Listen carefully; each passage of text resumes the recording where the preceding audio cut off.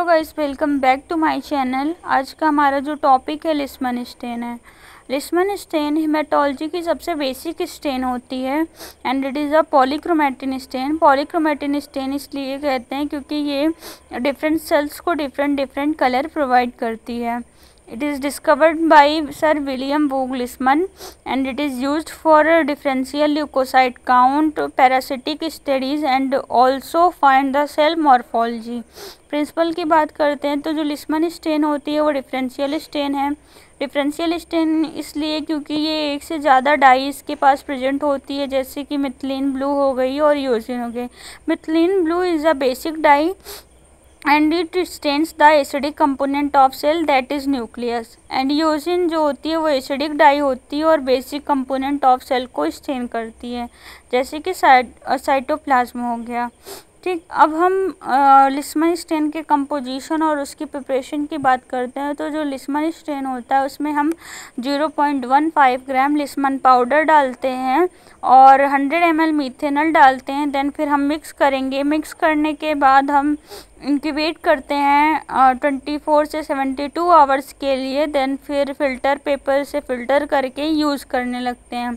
हम general requirements की बात करें तो इसमें हम जो है glass slide, clean glass slide का यूज़ करते हैं।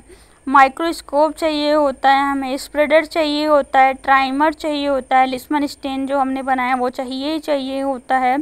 और उसके बाद बफर या फिर डिस्टिल वाटर, दोनों में से कोई एक चीज़ चाहिए होता है। और इसमें मैंने स्पेसिमेन नहीं ऐड किया।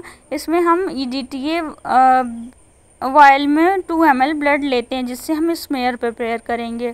तो प्रोसीजर पे अब आते हैं।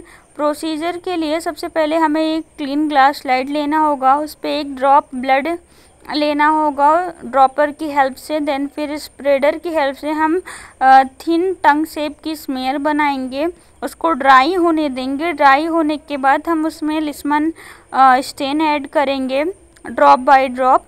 उसके बाद जो है हम 2 मिनट तक वेट करेंगे। जितना हमने लिस्मन स्टेन डाला है उसके डबल अमाउंट में हमें बफर या फिर डिस्टिल वाटर डालना होगा। देन फिर हम 8 to 10 मिनट वेट करेंगे, मिक्स करेंगे।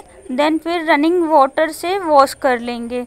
वॉश करने के बाद हम ऑब्ज़र्व करेंगे माइक्रोस्कोप में लो टू हाई पावर पे और देन फिर अब हम ऑब्जर्वेशन पे आते हैं।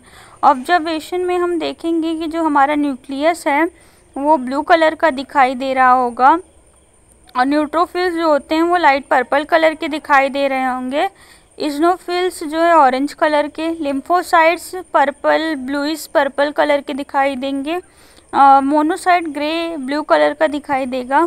बेसोफिल्स जो हैं ब्लू कलर के दिखाई देंगे। अब हम बात करते हैं इसमें हम बफर या डिस्टिल वाटर का यूज़ क्यों कर रहे हैं। क्योंकि जो हमारा लिस्मन स्टेन है वो अनआयोनाइज्ड फॉर्म में प्रेजेंट होता है, उसके आयोनाइजेशन के लिए हम बफर या लिस्मन स्टेन का यूज़ करते हैं।